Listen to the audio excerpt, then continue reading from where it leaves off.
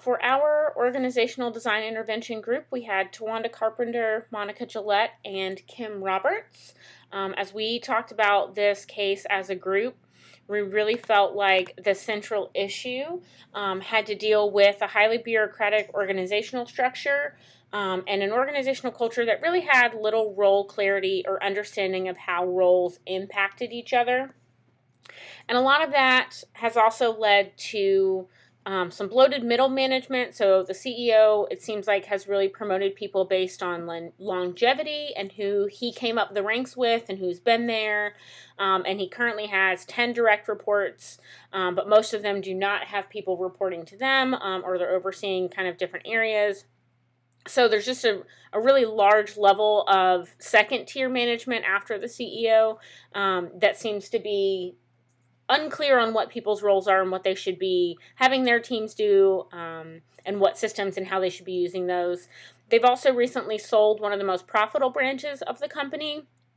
And because of that, they're now having to cut budgets. The assumption was that when they sold that branch, that the cost of everything else was going to go down, and that hasn't been the case. So in order to stay viable as a company, we're now looking at budget cuts and reduction of staff. Because of some of those cultural issues and that lack of clarity and people being stuck in the ways of doing things, we're also very inefficiently using the systems that we have, and we're using multiple and duplicative systems. So HR, for instance, when they took over new companies, was on a different HR software rather than converting that to the HR software the company was already using or downsizing it and picking one of the two. Those branches of the company are just using a different HR component altogether. Similar issues have come up through other departments such as IT, and some departments have actually just created their own individual HR people and said that they're administrative assistants, but really have that work as their own internal HR and recruiting. So just a lot of inefficiency and duplicative work that's happening, and because of that, everyone feels like they're so busy and they have so much going on that no one else is working as hard as they are. So there just seems to be a little bit of inner team conflict because people aren't really understanding what their role is, much less how the work that they're doing is impacting the organization as a whole. And what that's led to is just a general firefighter mentality because everyone's kind of running around and unfortunately, maybe more so trying to look busy than actually having important things that they're working on or producing. It's really created a firefighter mentality where people are rewarded for putting out fires and kind of a perception that people are intentionally creating fires so that they can be the hero coming in and putting them out and getting recognition that way, which again just kind of indicates that there might be some issues culturally in terms of how things are working, but also just in terms of how things are structured. So some of the potential solutions that the organization could look at, obviously based on their budgets, they are going to have to reduce staff and reduce costs across the board. Some of that could be done by reorganizing different positions or departments, or they could look at getting everyone onto the same workflow and systems. They could look at reducing some of the second tier management after the CEO and combining some of those roles, or just eliminating some of the superfluous ones that might exist right now. You could provide some additional training on the systems that you have in place to make sure people are using them. There are some systems that older staff members just aren't as familiar with, so they prefer to do things the longer or the more inefficient way, which obviously takes a lot more time, prevents them from doing other work, and can be very costly in terms of man hours. So you could look at providing some additional training. You could just say, we're going to cut every department by X amount across the board, or you could just look at maybe what some of those cultural issues are and just work on addressing some of that team conflict.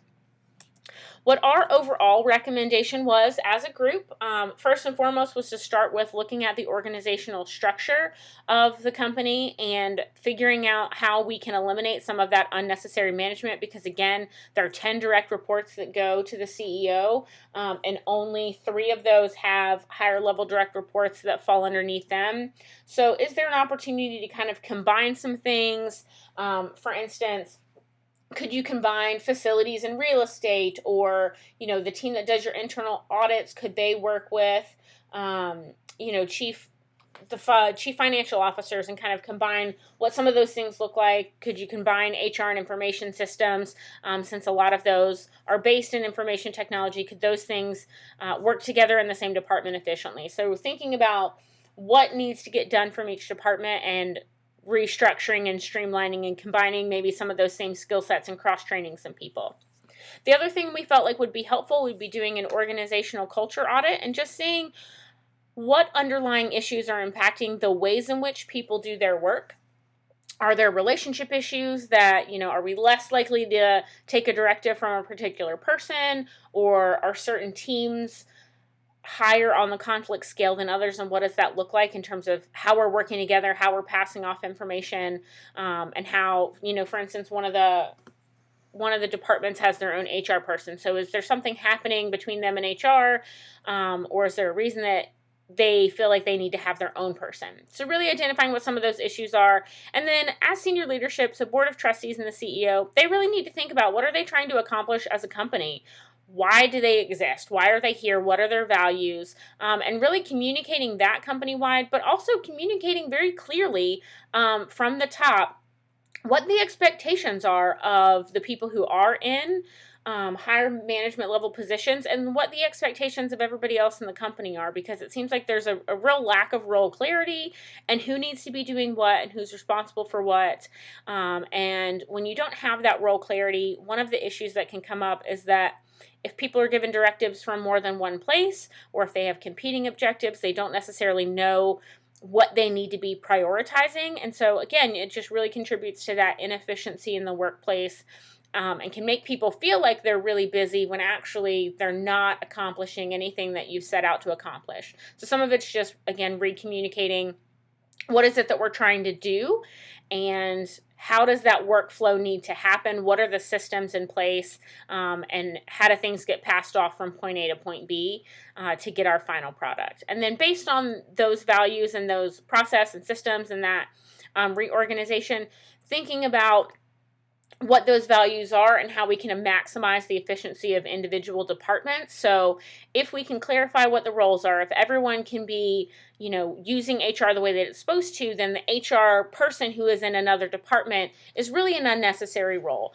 So by reorganizing and thinking about what those processes are and what that flow of information is in terms of what we're trying to accomplish and how we're getting it done, we can then look at what are some of those unnecessary roles, or roles that we have created because we needed extra hands because we were working efficiently. And then that will help us more fairly decide what positions need to be eliminated versus just eliminating them without really understanding why that role existed in the first place and what that role contributes. And then we also feel like it would be helpful for the CEO to have some professional coaching on ethics, culture, and leadership, and how to address some of that team conflict, because we do feel like he has been a contributing factor in this. Part of it is that he's just promoted people that have come up with him. So maybe we've created some management levels out of nepotism and not necessarily out of need. There's also the issue of just general people being unsatisfied and the firefighter mentality. So there's also some culture issues and some leadership issues playing into that, that we could likely provide some coaching in terms of how to address that, and how to be a little bit more intentional about creating a positive work environment and work culture. And again, making sure that we're preventing those unnecessary promotions to middle management just based on longevity. It really needs to be based on need and merit, not just because you've been here for 35 years, so now, we're going to move you up. And then as we decide what that direction is, as we've reclarified our values and we've thought about what positions are going to need to get eliminated, what training we're going to need to make sure that we're all using the same systems and that we're using them appropriately, there would need to be a formal change management plan, and you'd want to make sure that you understand what's changing, how it's changing, who's responsible for implementing that change in each department, and then really finding people within each department that can serve as change agents or ombudsmen throughout that process, and really help create that buy-in that's going to support what this new direction is, particularly given that you're going to have to eliminate positions. It's just a fact at this point. You've got superfluous work staff, so you need people in each department who can really help communicate that, we're making this decision for the right reasons, and here's why we need to make sure we're all using the systems correctly, and really just serve as a support within those areas. And then the other thing we talked about was, what is our culture management plan? So you can't just kind of set it and forget it and say, oh, okay, well, here's what our values are. Now everyone just start living and enacting those values. But really thinking about how are we being intentional, and resending those messages frequently and consistently throughout the company about what our culture is, what we expect of our staff, what are we trying to accomplish, how are we accomplishing it, and celebrating and communicating those successes with the team as well.